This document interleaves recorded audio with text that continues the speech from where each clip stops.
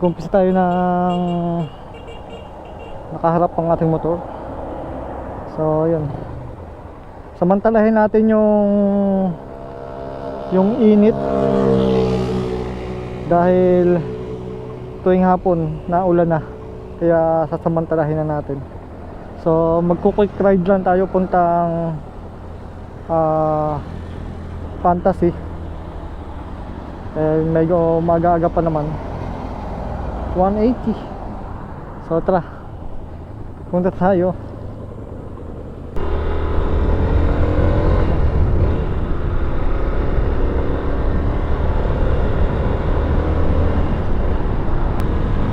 Okay, so dito na ako bukas ulit ng camera.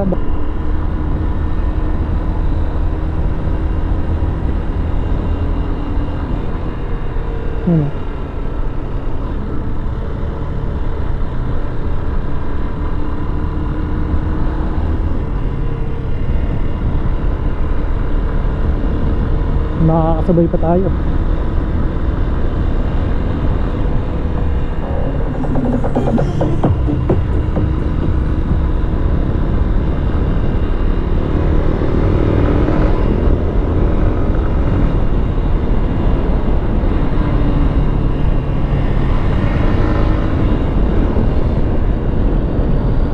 Wala na.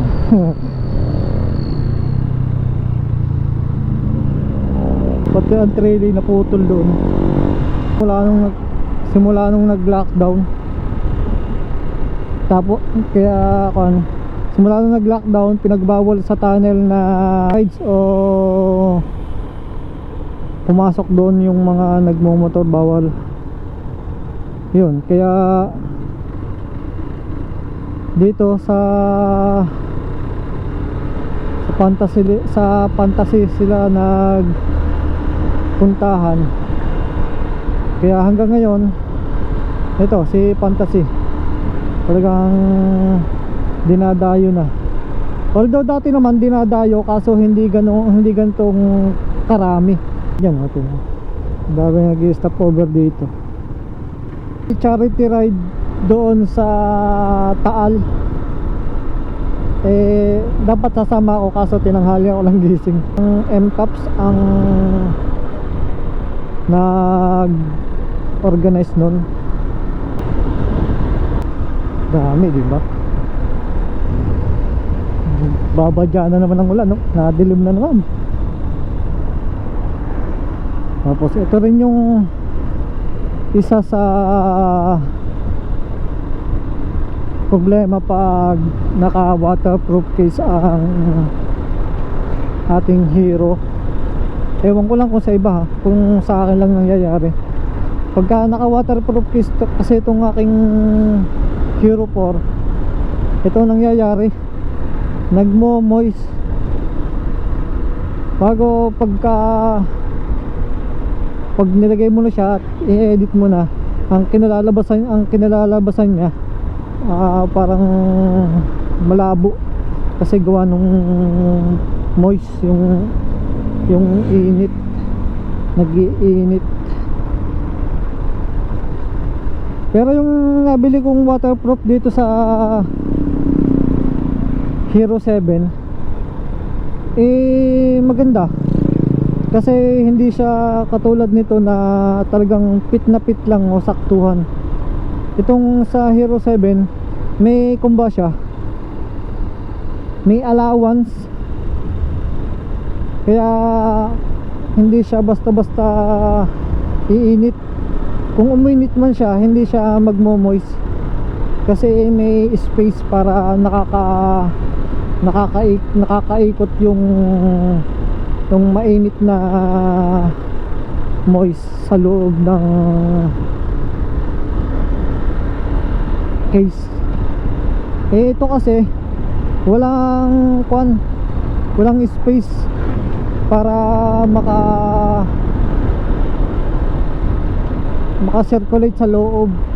Kaya ang tendency na nangyayari, napupunta dito sa harap ng lens, kasi dito lang sa may lens siya may parang pinakasiwang na konti, kaya dito siya napunta yung init, kaya nagmo-moist. So kaya ko naman siya nilagay sa waterproof case dahil nga 'di ba nag-uulan na.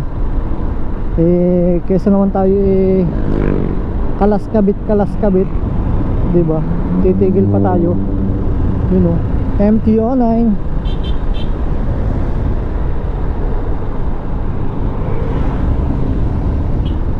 Look.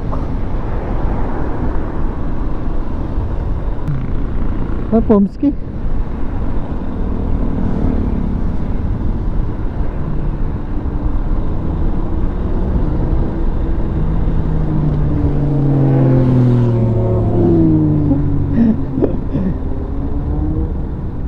Ayos ah.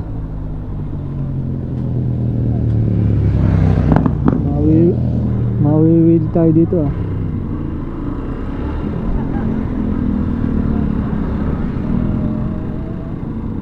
Yun oh.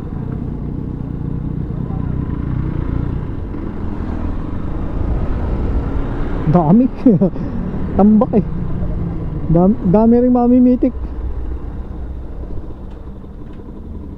Kaso dito talagang ingat lang pagka mag-U-turn ka dito. Kailangan talaga clear pag U-turn kasi bibilis nga ng mga nakakayot dito. Talagang kailangan listo. Ganda ng RS na ito. Naka big bike concept. Laki ng mags, pati gulong. Talagang big bike concept siya. Laki pa ng radiator. Yun o. Natagpuan pa natin si Miss Alt dito. Tapos nakahingi tayo ng sticker. Tapos kompleto sila dito, namimitik. First time kong inabutan ng mga mamimitik ng ganitong tanghali na kompleto pa sila. Tapos ang dami pa rin nakatambay. Lilipat lang akong pwesto. Nag-gear up na rin si na Miss Abit oh.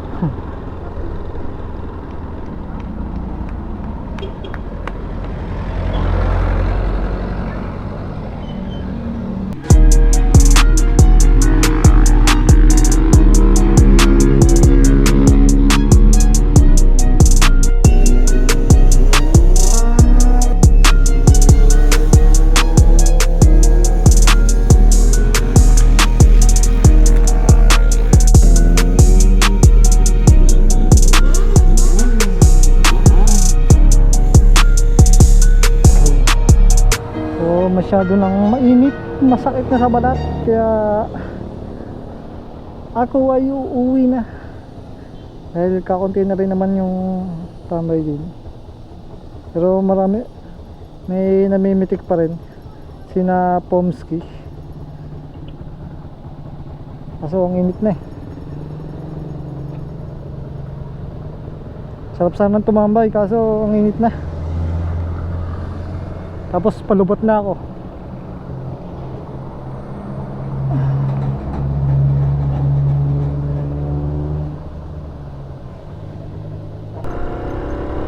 Pastan pa si kuya.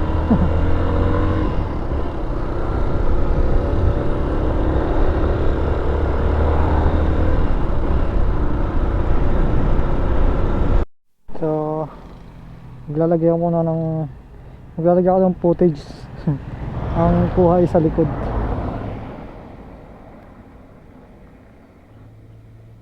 Tingnan natin kung anong kalalabasan. Huwag kang sanang malalaglag. Sayang ang camera.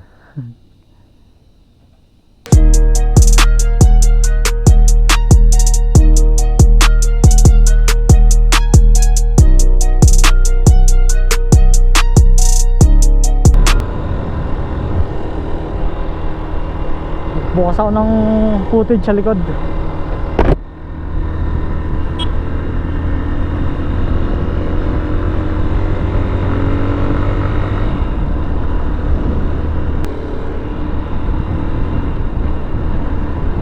Kanina may naka-appreciate sa atin na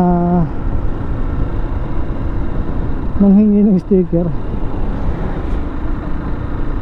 Nakita niya kasi na marami akong sticker na nakakabit dito sa aking motor. So tinanong niya kung ako ay nagbablog. Sabi ko, siyempre sabi ko oo. Eh nung nanghingi na ng sticker, yun, wala akong may bigay.